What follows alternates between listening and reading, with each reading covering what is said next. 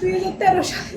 তারপর থেকে আমি একটা দিন শান্তি পেতাম না। আমার হাজবেন্ড আমাকে ঢাকা নিয়ে গেছে শুধু শান্তির আশায়। ওইখানেও আমার ভাসুর ইলিয়াস মিয়া যাই উঠছে, ওঠার পরে ওইখান থেকেও আমাদের করুণাতে আমরা ধ্বংস হয়ে আমার হাজবেন্ড আফ্রিকাতে গেছে একটু সুখের আশায়। সুখ আমাদেরকে হাতের নাগালে আসে নাই। করুণ ক্যান্সারে আক্রান্ত হয় 2023 সালে আমার হাজবেন্ড বাংলাদেশে চলে এসছে। ওইখান থেকে 2 রাত আমি আমার হাজবেন্ডকে নিয়ে বারিন্দায় কাটাইছি। 999 ফোন দেওয়ার পরে পুলিশে যে আমাদেরকে উদ্ধার করি।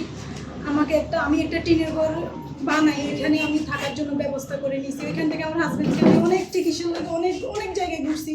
আমার হাজবেন্ড 5 ওয়াক্ত নামাজ পড়ে, 4টা চিল্লা দেওয়া শেষ। তারপরে ওইখানে পর থেকে অনেক সন্ত্রাসী হামলা, অভিযোগ, মামলা, 349 ফোন দেওয়া, অনেক ভুক্তভোগী হয়েছি। ওইখানের পর থেকে আমার গেছে বছর আমাদের একটা ঝামেলা হয়েছে, অনেক বড় ঝামেলা হয়েছে। তাও আমার ভাসুরকে নিয়ে, আমার যাকে নিয়ে ওইখানে আমার স্বামীকে মামলা দিয়ে ওনারা অনেক হেনস্থ করছে। আমার স্বামী 1.5 মাস জেল খাটার পরে জামিনে আসার পরে 15ই আগস্ট আমার হাজবেন্ড ওনার একটা চাচাতো ভাই মারা গেছে। ওইখানে জানাজা এসছে। আর আমার ভাসুর আমার হাজবেন্ডকে দৌড়াই মারছে, মসজিদে ঢুকছে, ওইখানে যাই মারছে। আমি থানায় অভিযোগ জানাইছি। আমার অভিযোগ ওইখান থেকে থানায় পুলিশ গেছে আপনার 20 আগস্ট। যাই দেখে আমি ফোন দিছি 349 যাওয়ার জন্য, যাই দেখে যে আমার পুরো ঘর লুটকাট হয়ে গেছে, আমার সব লুটকাট হয়ে গেছে, কিছুই নেই। আমি ওইখান থেকে আসি, থানায় আবার অভিযোগ জানাচ্ছি স্যারদেরকে। স্যার বাবা বলছে একটা অভিযোগে চলবো, 2টা লাগবে না।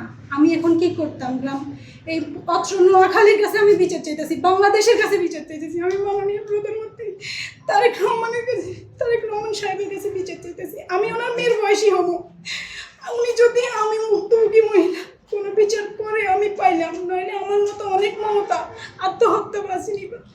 আমার 2টা সন্তান আছে, ওদের জন্য আমি বাঁচতে চাই। উনি 2015 সাল থেকে আওয়ামী লীগ করে। আওয়ামী লীগের দাপটে আমি যত জায়গায় বিচারের জন্য যেতাম, আমি বিচার পাইতাম না।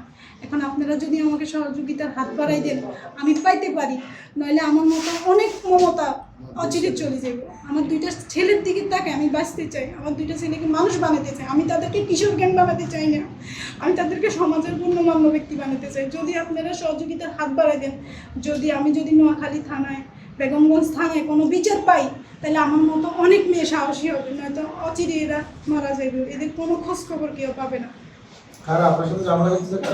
আমার ভাসুর ইলিয়াস, মোহাম্মদ ইলিয়াস। আমি প্রতিনিয়ত ওই দিন আমার কোন দিন 15ই আগস্টের কথা। 15ই আগস্ট আমার হাজবেন্ড, আমার একটা ভাসুর আমার একটা ভাসুর মারা গেছে। ওইখানে ওই জানাজায় আসছিল। আসার পরে ওই জানাজায় পড়তে যাইবো, ওই সময় আমার ভাসুর আতঙ্কিতভাবে আসি আমার হাজবেন্ডের উপরে হামলা করছে আর কি। হামলা করে ওর একটা হাত ভাঙি ফেলাইছে, ওর হাতের টাচফোনটা ভাঙি ফেলাইছে, ওটা আটকে রেখেছে। আমার এই কাকা যাই ওর ওইখান থেকে উদ্ধার করে নিয়ে আসি। আমি রাত্রে 9:30 বাজে বেগমগঞ্জ হসপিটালে আসছি। ওইখান থেকে আমি থানায় গেছি, থানায় যেয়ে অভিযোগ জানাইছি। 15ই আগস্ট অভিযোগ জানাইছি, পুলিশ গেছে 20 আগস্ট।